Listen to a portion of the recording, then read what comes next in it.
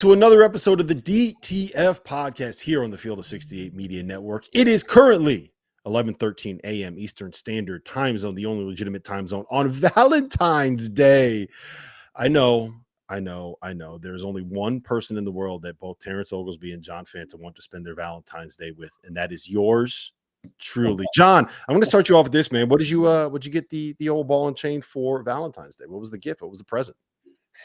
Well, she made a beautiful dinner last night, and then she is willing to come with me for Big East basketball tonight between Xavier and Seton Hall in Newark. So that means you found the right one, that they're spending Valentine's Day with me in Newark, New Jersey. But what did I get her? Well, I've got a fresh bouquet of flowers coming. I got her some beauty products, some perfume. I got her nice eye mask, right, to keep her relaxed, and she can always put that on when she doesn't want to watch any more basketball, or she's just over listening to me, which does happen. If you had to listen to me for 20 hours in a day, you'd be over that too. So God bless her. But yeah, you treat your better half. Treat your better half, folks. So that the men out there watching this, come on, do something a little bit extra today. Don't get outdone. Fanta, she needs the eye mask for when you got to call the DePaul Georgetown game in the first game of the Big East tournament. That's when you need the eye mask for. T.O., this is so I didn't get my wife anything big today. We went to dinner on Friday night at her favorite restaurant, this place called Zahav in Philly. But you want to know what she got me? She got me the Jordans in a you can't really see it on the screen, but it's the Field of 68 colorway. How about that? Wow. That's cool. Look at that. That's really cool. That's considered. That's cool. That is cool. You'll be able to wear that to MSG. That's a pretty neat situation. My wife is in Texas on an all expense paid trip that's already freaking paid for, which is a gift.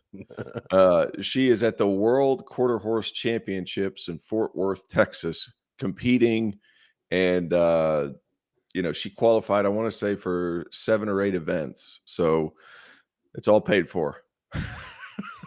And she's competing, and I have the kids. So that's why. Okay, that explains. Happy Valentine's Day for the people that are listening at home right now. When T.O. got onto the stream, the first thing he does, he just goes, "I'm tired." Yeah.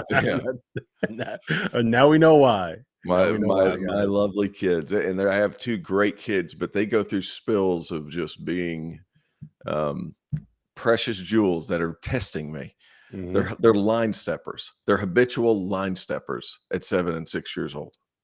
Steppers. I think the least surprising thing that I've ever heard is that your kids like to just test to see where that line is. It's like to push the edges just a little bit to see what they can get away with. Yeah, I haven't said one thing in the past 2 months that's been met with an okay or a yes, sir. Nothing. I've had to threaten to kill my children on a daily basis since Christmas, because I don't have Santa to hold over their head. I'm about to call Santa. Santa's a long way away. I ain't got it. So it's been a battle. It's all expenses paid trip for the wife, and it's paid for, and the child care is paid for. That's right. Is yours. So you really you're the glue guy here. You're doing more in glue guy. Yeah, you're doing more than in your house right now than you ever defended. Fanta, I'm fucking LeBron. Damn, a glue guy. I'm doing everything right now. I'm doing everything. Oh, you know what? That makes that. So that's why. Is that why your wife tried to trade you at the trade deadline? That's exactly right. That's exactly right. She finds an oil baron in Texas, I'm gone, boys. I'm like, that's it. That's all she wrote, guys. If she finds an oil baron in Texas, she's trading. There's a trade deadline going on. I've been in this league for about 11 years with that woman. So you're on the bubble. I'm on the block.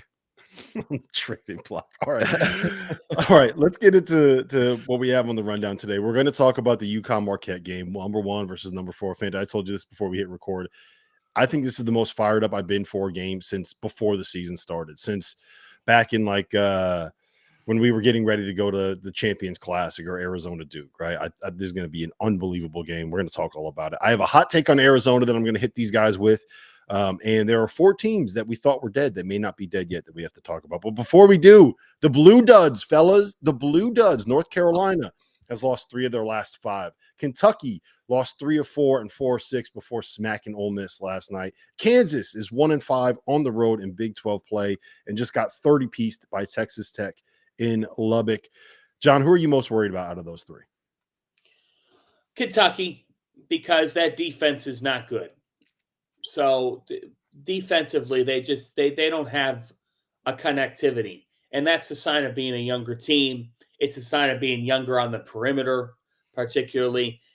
They've gotten a great season out of Antonio Reeves. He's had a really nice season. He's been super steady. We've brought up the numbers before that if you look at Antonio and you compare him to other players that are at his position, he's having as good of a year as a lot of those guys.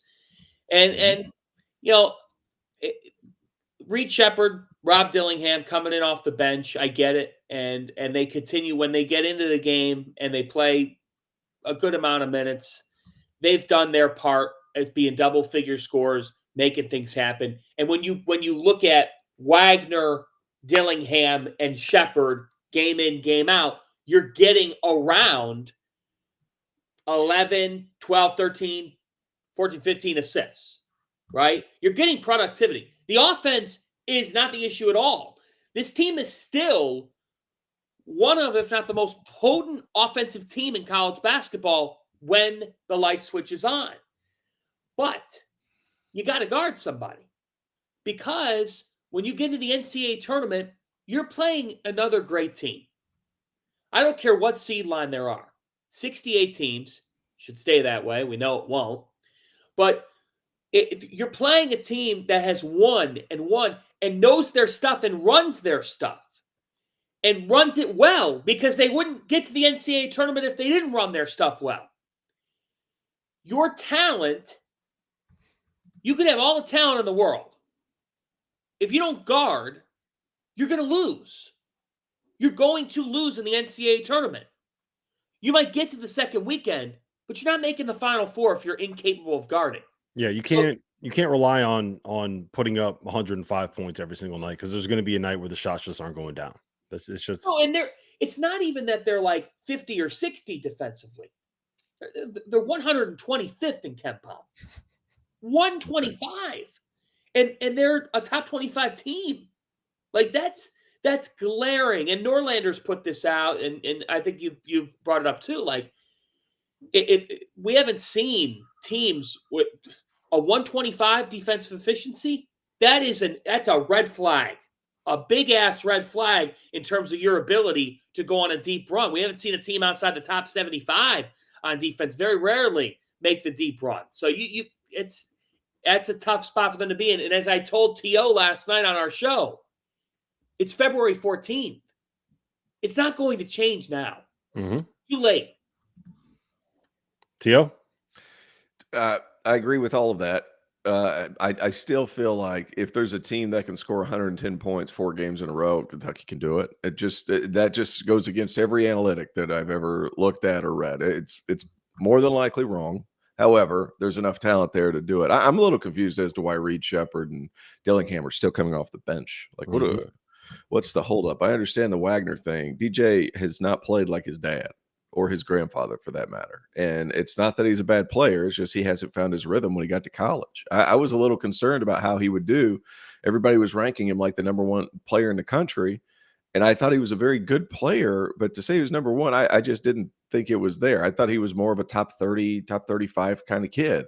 Small, couldn't shoot, extremely quick, and could be an okay defender. But I think we've reached a point to where nobody's going to be a great defender on that team. So you need to go with your best offensive weapons. He's not one of those guys. I think it's the other 2 that need to come off the bench. Find some more minutes for those guys. Yeah, I don't mind the Dillingham off the bench thing just because he's so hot and cold offensively. I do kind of like him as like the change of pace guy, but Reed's got to be in that starting lineup. I think you got to go with Reed, Reeves, and Mitchell have to be the first 3 guys when you kind of put your lineup together. And then it's like you want to play on Yeso, because of what he can do protecting the rim. You want to try to go smaller and put Adu at the 4. You can kind of figure it out from there. But I think you have to start with Reed, Reeves, and Mitchell as the first 3 guys that you roll out there. I'm more worried about Kansas than I am. Well, I was going to say that. I was going to okay, go ahead. The reason being is because we've said it all season long. One person gets hurt. Oh crap! Mm-hmm. Like, is there enough there to where they're going to be able to pull enough off the bench or something like that? McCullough is that good of a player. He is that good of a college player. He misses 2 games. You go 1-1, and the Baylor game was close at home. I just don't know how good they can be with only really 6, potentially 7 guys. It's just not a very deep team, which, to be honest with you guys, is a little bit shocking because Kansas gets pretty much who they want. So the bless you, Fanta. That's what worries me more than anything is the depth of Kansas. Kentucky, like you said, John, we know what they are at this point. Like, they're going to be able to score 110. Are they going to be able to keep teams under 105? And that's very much up in the air. So, but if I had to, if I was worried about one, it's Kansas, just because one guy drops, there's not a whole lot of dominoes behind it, period. So it's worrisome. Yeah, the Furphy coming back to earth was something that we kind of knew was going to happen eventually, right? To me, the biggest worry is, like, you kind of figured Nick Timberlake getting these more minutes would get a chance to kind of get him in a rhythm. And like the reason why they almost lost to Baylor was, and I feel bad like throwing this kid under the bus, but I think I probably am going to do it anyway. Like, he had 2 horrible defensive mistakes that get a Baylor wide open 3s that should have tied the game and forced overtime. He missed the front end of a 1-and-1 with 15 seconds left that allowed Baylor to have a chance to hit the first 3. And then he committed a turnover that gave Baylor a chance to hit the second 3. Like, he had 4 mistakes in the last 15 seconds of a game that should have cost Kansas a chance to win it.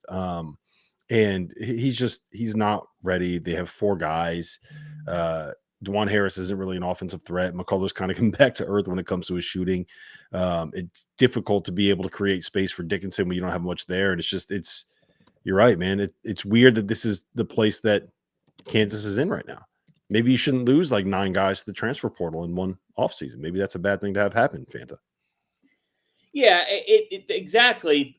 And the McCullough injury obviously is part of the reason why they got absolutely boat raced. Not the main reason they got boat raced by Texas Tech, but McCullough or not, T.O. just summed it up with the injury issue as well. If they're missing one player, and Kevin McCullough has had an All-American like season, but the problem with Timberlake is he just doesn't guard. He's just not capable on the defensive end of the floor at this level.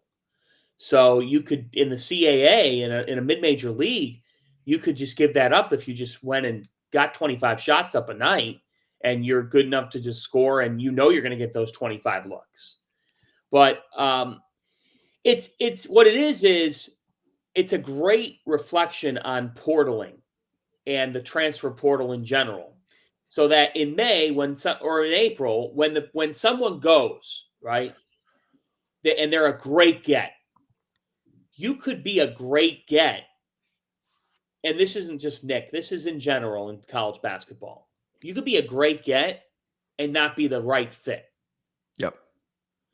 And so, and conversely, and I say this because they're fresh in my mind, like Seton Hall's playing Xavier tonight.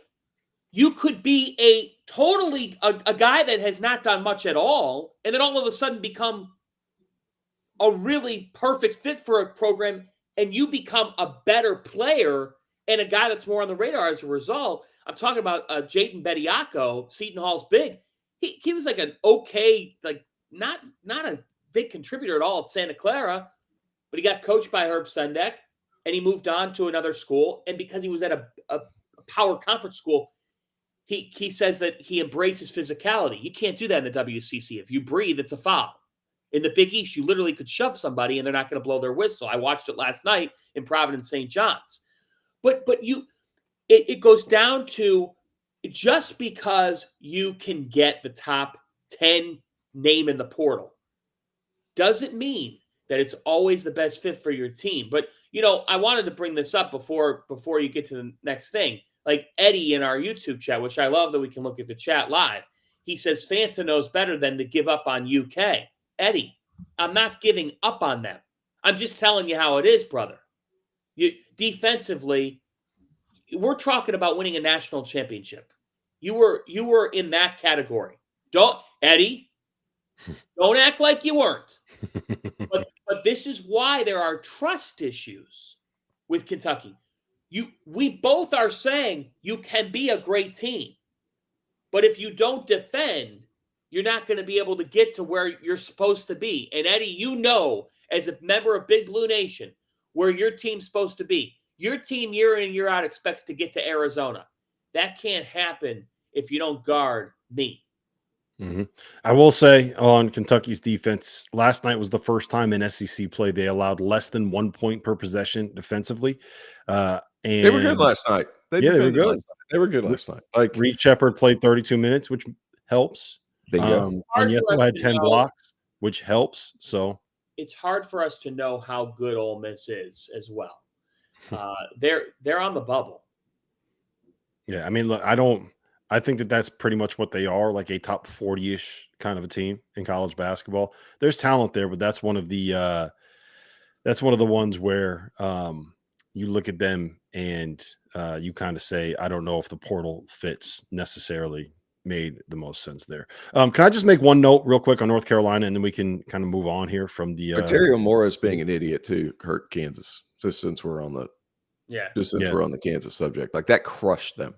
Mm-hmm. Crushed them. Rob, I hope, Rob, that you see the question in the YouTube chat from Tom down the road in this show.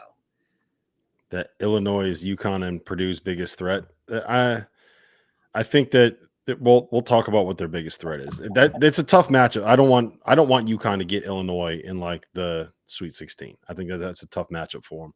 And I'll talk about that a little bit when we get to the Marquette preview. Real quick, I just want to say one thing on North Carolina, right? So they've lost 3 of their last 5. In those 3 losses, the teams that they've played are 28 for 68 from 3. From December 20th through January 26th, when North Carolina made that run where they won 9 straight games, where they went from being like, this team's probably pretty good to, wow, you know what? They might be a top 3 team in America. Same conversation as UConn and Purdue. Teams only shot 22.8% from 3 on them. In the last 6 games, where they've lost 3 of them since January 27th, teams are shooting 36.9% from 3 on them.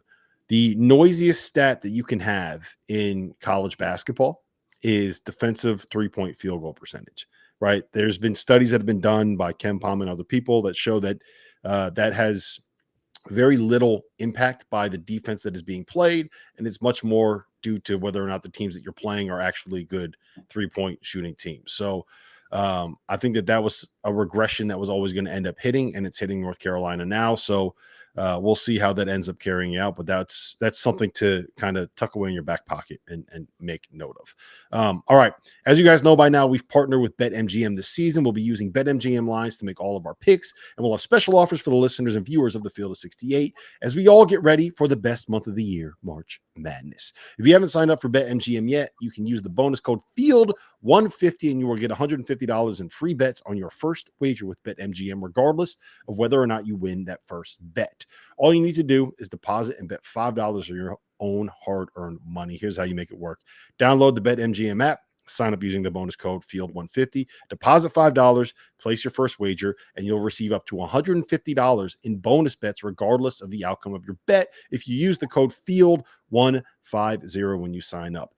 We have some fun stuff coming up for conference tournaments. For the NCAA tournament, we have bet insurance tokens. We have college hoops odd boosts. We have parlay boosts, which is one of my favorite things to do. There's always fun to kind of throw $25 out there and see if you can make 25 grand off of it. That never hurts. I've never won one. I'm going to keep trying though. I'm never going to stop doing that. So download the BetMGM app today and sign up. Field 150. Fanta, I teased it before. UConn, Marquette, the XL Center, beautiful Hartford, Connecticut. Number 1 versus number 4, Saturday, 3 p.m. Big Fox. I'm hoping we get Gus and Raftery on that call. I don't know. You might actually know who's going to be on the call. What are you looking forward to in this game? there's bad blood between these two teams. And that is something that is being lost on the game. So if you remember last year in the Big East tournament, Dan Hurley said after UConn beat Providence in the Big East quarterfinals that this is our house. This is the Huskies' house. We own this place. And they have owned it this season, unbeaten at MSG. North Carolina, the Empire Classic, when they beat Texas and Indiana. So, yeah, they've had success there. But Marquette heard all that. Golden Eagles heard all that. And the next day, Cam Jones says, we wish them well in heading back to their real home. Thanks for coming. He talked some trash. And David Joplin said, at the end of the day, they still had to show up for a game at 6:30, and we showed them that all of those statements they made last night were untrue. That's what those guys told us after that game. That Cam Jones said, we sent them well. We sent them off packing. Maybe they can have some extra rest for the NCAA tournament. Connecticut used an extra day of reflection. They ended up winning the national championship. Oh, did they? Yes. I didn't realize that. But if there was a source of motivation for UConn heading into this season, it was that they have struggled at times in Big East play. Now, they haven't struggled this year in the Big East, just the one conference loss. But they haven't won the Big East regular season title since 2006. They haven't won the conference tournament since 2011. Saturday is the first time these two teams have met. Great job by the Big East to set the two UConn Marquette games up this late in the season. That's brilliant scheduling. That's working with a TV partner because you delivered this game. This is one of the best games of the year.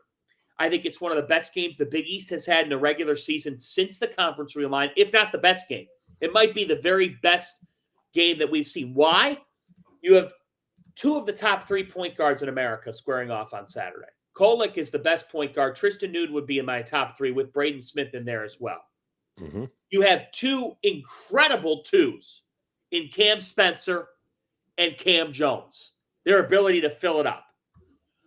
You have such a really interesting dynamic that T.O. will probably get to here at the 5 position.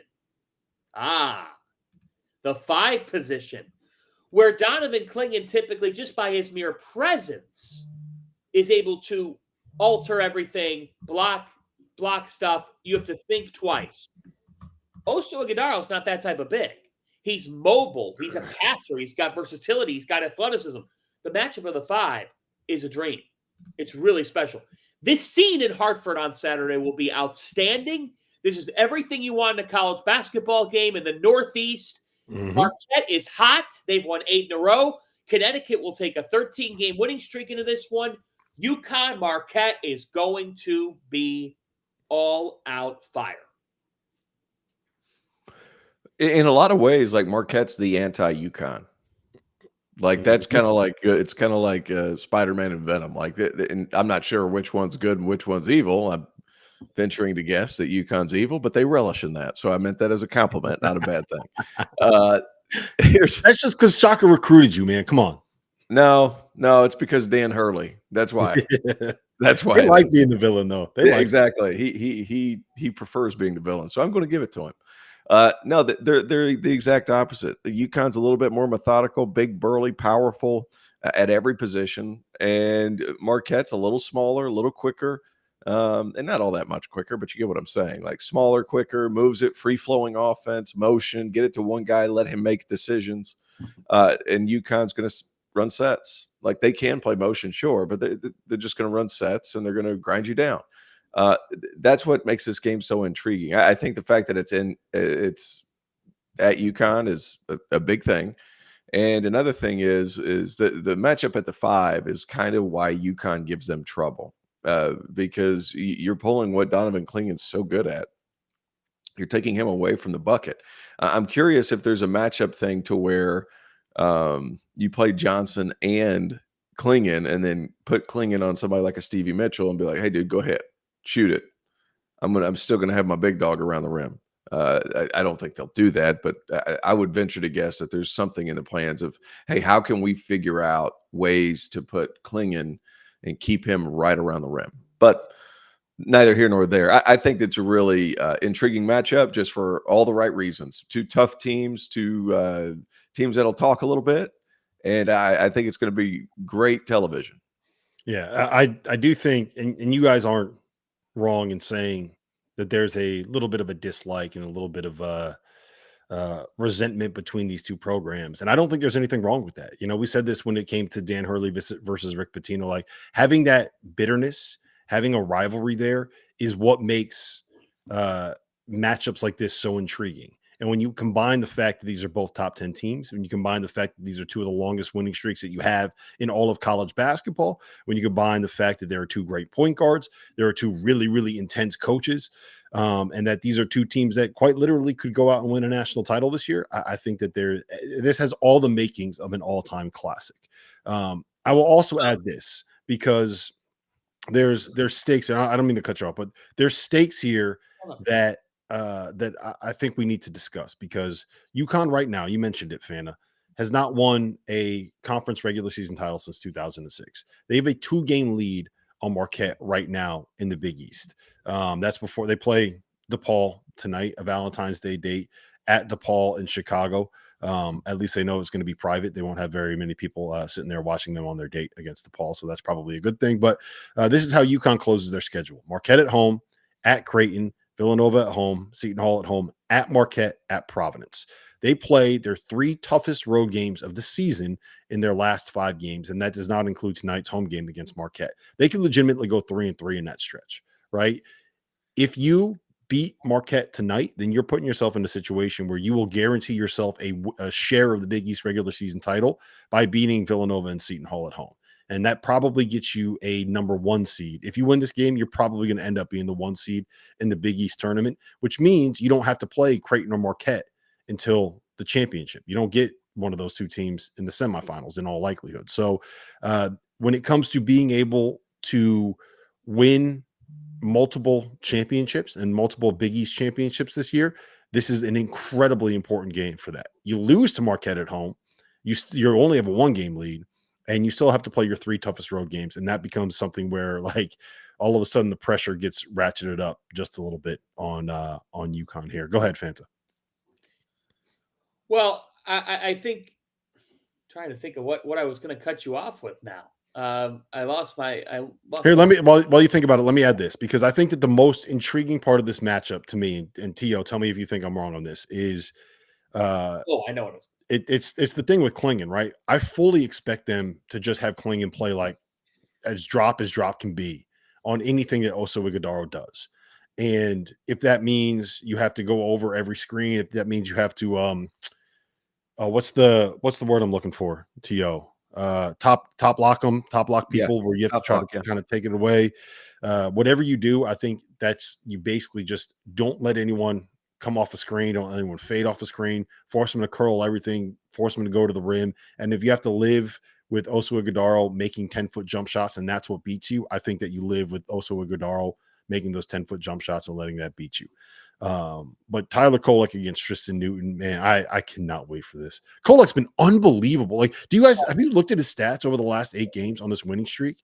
He's averaging like 21 points, 9.5 assists, and shooting something insane like 47% from 3 and 52% from the floor. Like, he's been ridiculous. That's what I was just going to bring up. So over the last 4 games, Tyler Kolek is averaging 26 points, 9 assists, and 6 rebounds per game, meaning you essentially could go on a triple-double watch every game. Mm-hmm. You get to about the 12-minute mark left in the game. Kolek has scored at least 27 in 3 of the last 4 games. He has totaled a double-digit number of assists 4 times on the team's 8-game winning streak. And on that 8-game winning streak, Tyler Kolek has posted 75 assists to just 21 turnovers. He's ridiculous, man. That is ridiculous. He's ridiculous. And it just goes to show you that, like, you know, what's interesting about the Big East tournament, allow me to go down an avenue for just a moment, is and I've had some conversations with people, from the Big East side of things. Like, this tournament's going to be really interesting because the top of the league is well in shape for the NCAAs, right? The middle of the league could be fighting for their lives. Yep. So that creates a real interesting layer to your conference tournament. Is somebody going to fight for their life and put the game of their life together? Because it's practically an NCAA tournament game for some of these teams, potentially, for Providence, for a Seton Hall, for hell, a Villanova. Like, this is going to be those types of stakes for some of those middling teams, where, like, you're going to get your 3-6, your 4-5 games. You're 8-9. Like, those teams aren't bad. There's two awful teams in the league, and then there's a whole lot of throw the ball up into the air. And that's going to be really interesting to see. But if we get, I hope we get 3 rounds of UConn Marquette. We get round 1. Or give us 4, man. Give us a Big East tournament title game and give us a matchup in the Final Four. Like, I'm here for it. Now, I know T.O. never left, but now I believe again that Marquette can make the Final Four. And it's not just because they're ranked number 4. It's how they're playing. It's because Tyler Kolek turned into the best point guard. He turned into Chris Paul overnight. Like, he was horrible for 2 games. He looked like me playing point guard. They lose 2 in a row. Everyone jumps off the bandwagon. And Tyler Kolek just says, fuck this. Fuck you. Fuck everybody. I got this. Would you vote in if you had to vote for Big East Player of the Year today? Yes. It's not even a discussion. And I know Marquette fans have been getting on me because every time someone says Tyler Kolek is the best point guard in college basketball, I post a picture of Tristan Newton just going like this with the phone call, and it gets them all riled up. But, like, we all know who the best point guard in college basketball is. That's not a shot on Tristan Newton. Like, it's Tyler Kolek, man. He's ridiculous. Pop has Tristan Newton as the best player.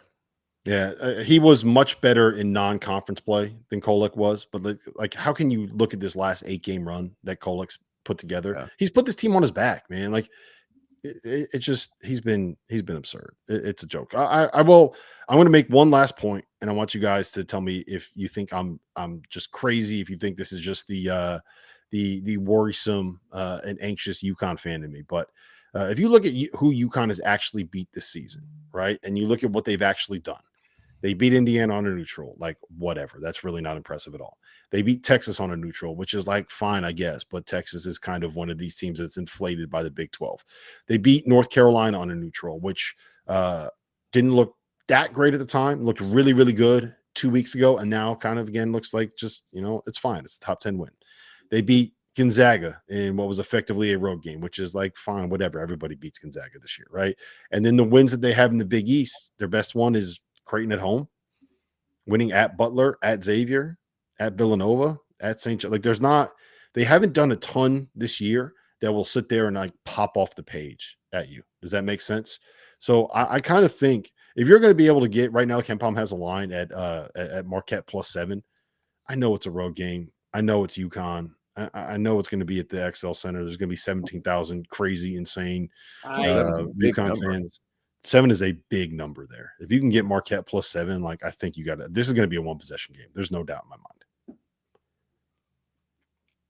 Yeah, we'll see because I'm with you. I really want it to be that type of game. It's so hard as well. Like, when we've thought that UConn is about to, I'm kind of, like, intrigued to see if UConn's when they're going to lose a game, and I think they're going to lose a game here. I don't think they're. I know you said there's a feasible chance they could go 3-3 here down the stretch, and that I get it with the road games, but I mean, if they lose multiple, I need to see it. I need to see how it happened, and then the question will be: did they? Is there a world where Connecticut or Purdue peaked too early? The two have just been so great. Maybe they're just going to dominate their way through it all. But is there a world? We'll see. It'll be if UConn loses like 3 out of 6 down the stretch, that the narrative will be they peaked too early. When the fact of the matter is the Big East just backloaded their schedule and they played the most difficult games late. Like last year, they played their most difficult games in January and they lost 3 out of 4. It was at Xavier, at Creighton, at Marquette. They lost 3 out of 4 there, and that sent them into a tailspin for another 2 weeks before they were finally able to figure it out.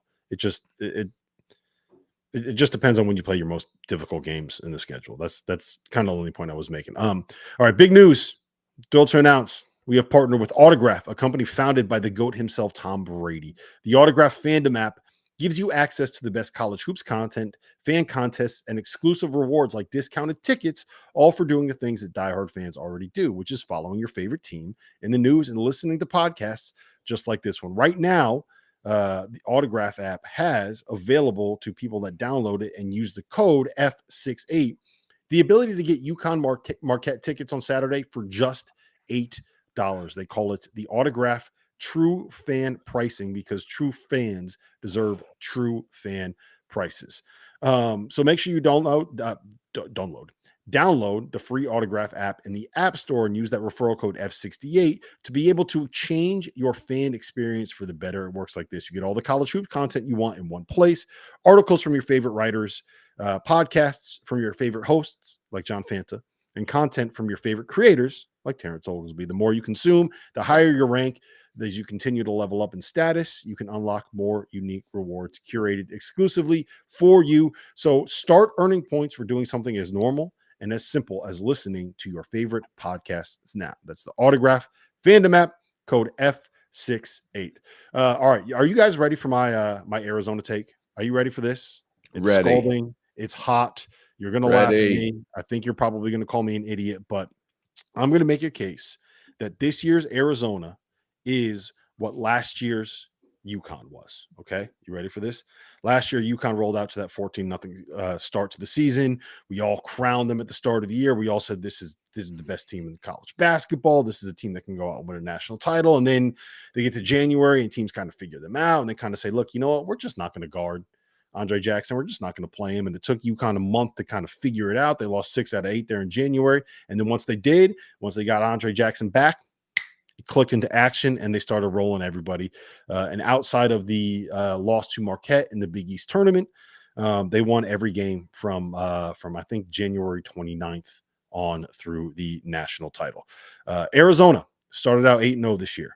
They won at Duke. They beat Michigan State on a neutral. They absolutely blasted Wisconsin. They looked like a wagon. Then they had 2 tough competitive losses. One was a double overtime 1-point loss to Florida Atlantic. One was effectively a road loss at Purdue in Indianapolis. And that kind of led to a spiral where Kai Boswell completely lost his confidence. And I think that he's the glue that kind of keeps his Arizona engine churning. And then once he kind of figured it out over the last couple of weeks, they started getting better. They won a 3 overtime game at Utah and followed that up with an ass kicking at Colorado. Nobody sweeps those Pac-12 games. Arizona, TO, they're rolling, baby. We all forgot about them. We all wrote them off. This team can win a national title, sir. Yeah, I think a lot says for that road trip to Utah and Colorado. That was a road trip that crushed them last year. Mm-hmm. And they follow up a 3 overtime win at Utah by smashing Colorado. That says a lot just because that's not an easy road trip, guys. You're at elevation. Mm-hmm. It's a different road trip than the rest of the Pac-12, quite frankly, because you're in that mountain range and it makes it a little bit more difficult. They're good. They're really good. I did fall off the bandwagon a little bit because let's be honest, guys. I mean, Oregon, they're fine. Cal, that kudos for them for getting a lot better, but they're just fine. Stanford, for the life of me, guys, I can't figure out why Stanford isn't better. I've said that and said that and said that. The talent's there. You have to be better. What are we missing? You have to be better.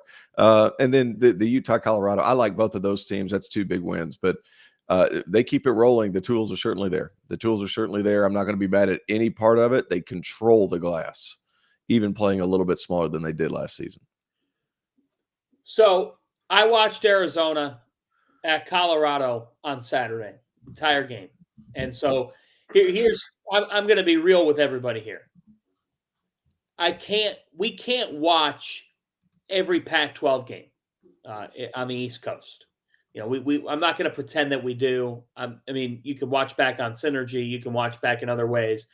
But what I try to do is I try to look at the Pac-12 or the Mountain West. I've been watching more of the Mountain West this year because that league is awesome. Fun. And so fun. He does a very nice job on the games. But it is so fun. And congrats to New Mexico for beating Nevada. last night. Huge win for Jamal Mashburn Jr. and Richard Pitino. Mm-hmm. But I watched the entire Arizona-Colorado game. What I watched over that 2 hours from Arizona was as complete a performance as I've seen from a team all season. They absolutely dominated Colorado in Boulder. Colorado could not buy a stop. Arizona was more physical. They were faster. They bullied Colorado inside. Omar Ballo just said, this is my front court, and controlled the game. You just said it. As great as Caleb Love is, and he's a bucket getter, and when he's on, everybody seems to feed off him. In this game, he shot 6 for 15. He wasn't perfect. But what they've unlocked is, one, Boswell's back into the right frame of mind. He's playing within himself. He's not trying to do too much. He's just, as the coaches like to tell players who go through a rut, just please focus on what you're good at. Stop worrying about all the other stuff. He's focusing on what he's good at. Pele Larson, to me, right now, has emerged as a really important piece to the puzzle. Why? Because he's consistent. You know, you can walk into the gym and he's going to give you 15 to 18 points right now. This guy is playing at an extremely high level. Offensively, they are potent. They get downhill in the lane, say goodnight. And they are good defensively, like really good defensively. That's just it. Like with Arizona, you can't say that they're one-dimensional at all. They are one of 4 teams in the top 15 in both offense and defense in KenPom, joining Houston, Purdue, and those Tennessee Volunteers. I'm buying the Wildcats. I don't think this is a fluke. I think this is a really important year for Tommy Lloyd because he's had 2 cracks at the tournament. Hasn't been able to get the Wildcats going on that deep, deep run. This team belongs in an Elite 8 fighting for a spot in Arizona. I'm all in on the Wildcats. T.O.? Yeah. For all the same reasons. They're big, they're physical, all the things I said earlier. I'm in on them too. I think they're going to win a national championship? No. But I do think that they can win 3-4 games, get to Phoenix, quite frankly. And if they get to Phoenix, keep in mind, pseudo home game. Pseudo home game. They'll get 50,000 fans in Glendale. Yep. So that will be basically a home game for them. So I was asked this question the other day. I think it was Trilly Donovan on Twitter that posted this the other day. They said, what would be the most intriguing Final Four? And I couldn't. It's hard for me to say like intriguing, but I think that the Final Four that I would root for the most, that I would think would be the one that would get the most attention, the most eyeballs, would be the best for college basketball. And frankly, the best for the field of 68 would be UConn, Purdue, Arizona, and North Carolina. UConn, Purdue being the 2 best teams in the country. Arizona making sure that there's always going to be an insane environment in that building.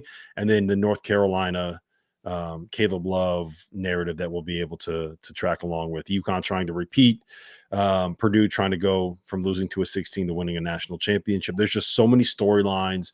There's so many great teams. There's so many big brands. I can't think of a better Final Four than those 4. And it feels very weird saying that because it's kind of like you just picked like the top 4 teams, right? I think that would be, at the end of the day, my guess is that'll end up being 3 1 seeds and a 2 seed, potentially 2 1 seeds and 2 2 seeds. I think Arizona and North Carolina both can kind of trend on that 2 seed line. But Phantom, who would you change for your ideal Final Four this year? UConn, Purdue, because I just think that if we see Klingon versus Edey, that'd be amazing. Mm-hmm. UConn, Purdue. I'm going to throw Arizona in the mix because I do think that would be a really fascinating element to the whole storyline. And then if I had to pick a 4th, I'm going to go with Dayton. I think Deron Holmes. Hey, I don't mean to cut you off, guys. We have some breaking news here that I think we're going to react to live in the moment. Yes, this is from Jeff Goodman of the Field of 68. Ohio State has parted ways with Chris Holtmann, source told the Field of 68. Holtmann went to the NCAA tournament in each of his first 4 years with the Buckeyes and was set to go to the tournament the year that it was canceled in 2020. He went all 3 years at Butler and went to the Sweet 16. The last 2 years, the Buckeyes have taken a nosedive, and Gene Smith decided to make a move now. Real quick, before I dive into it, last year they lost, I think it was 14 out of 15 at one point. And this year, after starting the season 12-2, they lost 3 in a row. They lost 8 out of 9 and 9 out of 11. And they get Purdue at home on Sunday. Any reaction here, T.O.? The people in Columbus are not the most patient, that's for sure. The thing is Holtmann can. I don't know why it didn't work, quite frankly. I was really high on the Chris Holtmann train. I'm still trying to figure out why. It's gone in the manner that it has. It's been perplexing, quite frankly. But we all know you go, what is it? They're 4-10 in conference. Not good. Not good. Mm-hmm. You're not going to be able to hold that up. Is there any game less intriguing this year than Ohio State, Michigan basketball? No, not at all. Not at all. The only intrigue between those two would be like if it was the kind of the lame duck matchup. They play Sunday, March 3rd, and that would be will either Holtmann or Howard make it there? And well, we know one of those two won't make it there now. So, yeah. Well, this was a matter of time coming now after, but I think it's surprising in that Ohio State got off to a really nice start to the year and floating around being a top 20, top 25 team. And I think that a lot of us thought coming in the year that Bruce Thornton would be able to take off and Roddy Gale and Felix Okpara. I did a full-fledged feature on Thornton and Gale earlier this year. Like that's the thing. Ohio State's got talent. They got a lot of talent. But this team they could never put it together. And they hit the transfer portal. They brought in a couple of interesting pieces with Jamison Battle and Dale Bonner from Baylor. Like, they did a decent job there. But the thought was that last year was going to be their rebuilding year and that they'd be able to propel it into this season because a lot of those freshmen played a lot of minutes last year and would be better off of it. Mm-hmm. Well, guess what? In Columbus, you might get 1 year. You do not get more than that. You don't even get a full second year. The standards are high in Columbus. They made this move because I guarantee you right now, Gene Smith started to examine his NIL space. And when he started to talk to the people that make the NIL happen, do you know what the response had to be? People aren't willing to give to a product that isn't winning. And the facts are facts. Chris Holtmann this year, just not good enough. Last year, 16-19. This year, 14-10. And they never made the second weekend of the NCAA tournament. Ohio State hasn't made the second weekend of the NCAA tournament since Thad Matta. That's too long for this program. He was given 7 seasons. He made the NCAA tournament in his first 4 tries, but he never broke through. Being an average playing field team is not going to get it done in Columbus, Ohio. Ohio State basketball standards are better than that. I was willing to give Chris a pass last year. He didn't get the job done this year. Will he coach again? Yes, I fully believe he'll coach again. I think that he could find another chapter in his career where he does a very nice job because he did a great job at Butler. Mm-hmm. And before Butler, he was at Gardner-Webb and got them a 20-plus win season. Chris Holtmann's a capable coach. This did not work out in Columbus, though. And because he could never break through, we all know in the NCAA tournament, it can be a game of chance.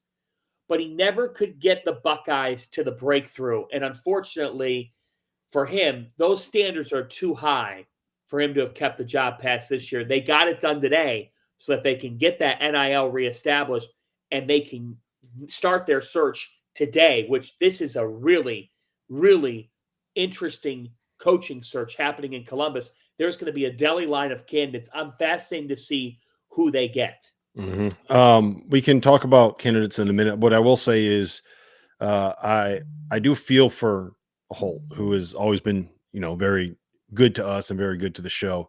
There was a time probably like 2 or 3 years ago where his was the name that was circulated the most whenever people were saying, who do you hire to replace John Calipari? Right. And I don't know if this was nerves. I don't know if this was something where he just got a little too in his head when it came to some of these big games and some of these performances, especially down the stretch. But there was too much talent on these teams, on his teams the last 2 years to have the runs that they did late in the season. Like that, just you can't do that, and you can't make those runs. And I was kind of hoping he'd get a chance to turn it around at the end of the year. Obviously, Gene Smith made that decision that he's not going to allow him. And correct me if I'm wrong, but this is the last year that Gene Smith is in charge as the AD there, I believe, at Ohio State. So I think this is kind of the legacy of the decision that he made. Off the top of your head, I'll tell you who the first person I would call if I was Gene Smith. The first place that I would reach out to, I would find my way down to Cincinnati. I would find my way down to Xavier. I would find my way to the Cintas Center, and I would find a way to try to see if if Sean Miller would be interested in taking over a Big Ten basketball program. That'd probably be the first call that I would make in this situation. Tio, is that crazy? No, he'd be in there. I think with a job like that, I think there's a couple of other names that I would consider. And I'm looking through the Trilly Donovan list, and some of them make sense as guys that might move. I think Dusty May's a candidate, obviously, and one that's mentioned that I'm not completely against. Greg McDermott. Go down there, just see what's happening in Omaha, and if he wants a change of scenery, because that dude can coach. He's going to play a brand of basketball that you'll be able to sell in that state. And Ohio is a talent-rich state. I said Doug McDermott. I meant Greg McDermott. Excuse me. I had Doug McDermott the other day with the Pacers game. Long story short, I do think McDermott would be a candidate. Dusty May, Sean Miller's name's going to be thrown in there no matter where it is, just because the dude knows how to win. Somebody said, "What about Chris Mack?" I don't know that he would turn that job down, but I also don't know that Chris Mack's coaching again. I don't know. I don't know. Well, one, no, I'm not going to say it. I'll tell you. Okay. I think that Mack would have to take another job before he got this one. I think the one thing that Trilly says here that I think is 100% correct is that a sitting high major coach will take this job, and his list is more or less similar to what I've heard. All of those are great names. All of those are great coaches. Lamont Paris is the one that's really interesting to me, man. Watching him at South Carolina, that dude can coach his balls. And he coaches like a Big Ten coach too. That would be a zero transition. Yeah. That'd be easy. I do think Sean is the first call that I would make. I honestly would not be surprised if it was Greg McDermott, though. I do think that he has. There's rumblings. There's rumblings there. We can talk about those at another time. Listen, real quick. Well, I was going to do my little bit. We're the only guy that you could hire here. The first name that I would call is Ed Cooley. People seem like they're kind of tired of that. Just so you guys know, there's nothing better in sports than the heart of the college basketball season, which is why I need to tell you about our partners over at Rhythm. If you're into sports betting, you need Rhythm. You know who doesn't need Rhythm? T.O. T.O. is a dancer. We know this. We've seen him at the Phantom Wedding. Rhythm is the place for data-backed props and picks. For those that are unfamiliar, Rhythm, spelled RITHMM, is the go-to mobile app for player props and game picks. Backed by AI predictive models, Rhythm helps you make smarter and faster betting decisions across all sports, but particularly college basketball, where there are as many as 150 games a day during conference play, many of which have softer lines at BetMGM than you'll find in the NFL or the NBA. With Rhythm, you get data-backed picks for every Division I game every single day. Users get free picks daily with the ability to upgrade to unlimited access. And for those of you already using modeling, you can build your own custom sports betting models within the app itself. So if you want to increase your edge and win more bets, go to the link in the description and download the Rhythm app today. That's RITHMM, the place for data-backed props and picks. Guys, we got about 2 more minutes here, and then we're going to get out of here. I wrote this. I wanted to make sure we got to it. I wrote off 4 teams basically at the turn of the calendar. Michigan State, St. Mary's, Gonzaga, and Virginia. Michigan State's made a little bit of a run. They beat Illinois on Saturday. St. Mary's has won about 100 games in a row, and all of them by about 100 points. Gonzaga, the only game that they've lost seemingly in the last month has been to St. Mary's at home, and Virginia was on a nice 8-game winning streak before they slipped up at home against Pitt last night. T.O., out of those 4 teams, are you buying any of them? Are you selling all of them? Where do you stand on on, I guess, those 4.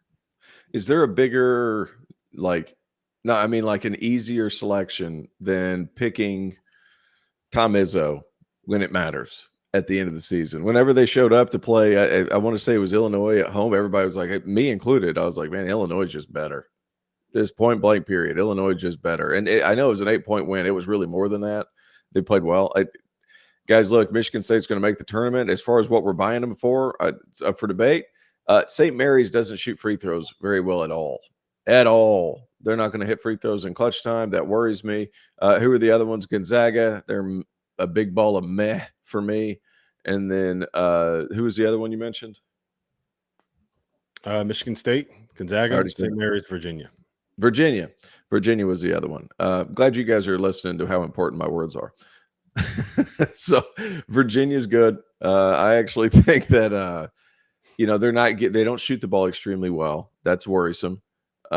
They do defend their nuts off, and they have arguably 2 of the better defenders in the country, in Reese Beekman and Ryan Dunn. Like, they have those 2 guys that can really guard. Dunn elite. Is a monster, dude. He is a monster. He is ridiculous. He has completely stopped shooting the basketball on the other end, though. Completely. Like, hasn't even made a 3-point attempt over the last 5 or 6 games. Like, you have to. People were talking about him late lottery in the early 20s ish area. Like, you have to shoot it some. Well, I mean, the problem with that is, who else are you taking, man? Like, we're now talking about Zach Edey as a potential lottery pick, and I love Zach Edey, but it's a lot there. Yeah. No argument there. I mean, it's not a great draft, but still, like, you have to shoot it some. Virginia's not a team to play from behind. That worries me a little bit, but I think all of them are 1-win capable teams. I don't think it goes past that. Fana? Well, I'm gonna go with the Gales of St. Mary's, because I truly believe that they can be a team that wins multiple games in the NCAA tournament. And I also would just push back on T.O. Michigan State,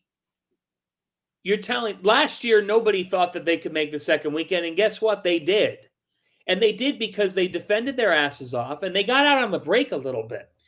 Michigan State, 2 of their best wins this year against Baylor and Illinois. In both games, they have gotten over 20 fast break points. They have found a way to turn people over, and they found a way to get out on the loose. How does a team that struggles from the perimeter compensate for that against really good teams? You got to run. Well, the follow-up question is, do you have the personnel to do it with? The answer is yes. And don't look now, but Malik Hall is on a heater. He has scored in double figures in 8 of his last 9 and 10 of his last 12 games. This is more than Tyson Walker right now. Jaden Akins is doing enough. A.J. Hoggard, as much as he frustrates me because he talked quite a bit in the preseason, he showed up in some big spots for his team. They're going to need that. Do I sense a little bit of Michigan State not returning to the level we thought they'd be in the preseason, but maybe going through the motions just to get to the NCAA tournament because you know that's what matters and you made the second weekend last year? Yes. Yes, I do. And at the end of the day, they have Mr. March as their head coach. But Lex just brought it up in our chat. I'll bring it back to Randy Bennett and St. Mary's. Aiden Mahaney is that dude. He makes them go. He hits big shots. They have efficiency. They play a style that I think can be successful. And defensively, they're damn good. They guard. They're 8th in the country in adjusted defensive efficiency. They have length. They're going to make you work for what you get, and they're going to get the game to their liking. That's what Coach Bennett does. So when you have an elite guard and you know how to get stops, I am back on the St. Mary's bandwagon. I am. I'm not on the St. Mary's bandwagon just yet. St. Mary's and Gonzaga, to me, like they've made these runs. They look good in the metrics. I think it was a result of playing in the WCC. Virginia, I can't get on a team where I'm not all the way in on their point guard play, and I'm just not all the way in on their point guard play. You're not all the way in on Reese Beekman? Not to. You think he can take a game over in March and win you a game, put a team on his back and win you a game? I could see I Aiden don't think Mahaney their doing offense it. allows them to do that. I think he's capable. I don't think their offense allows them to do that. Yeah, I'm not.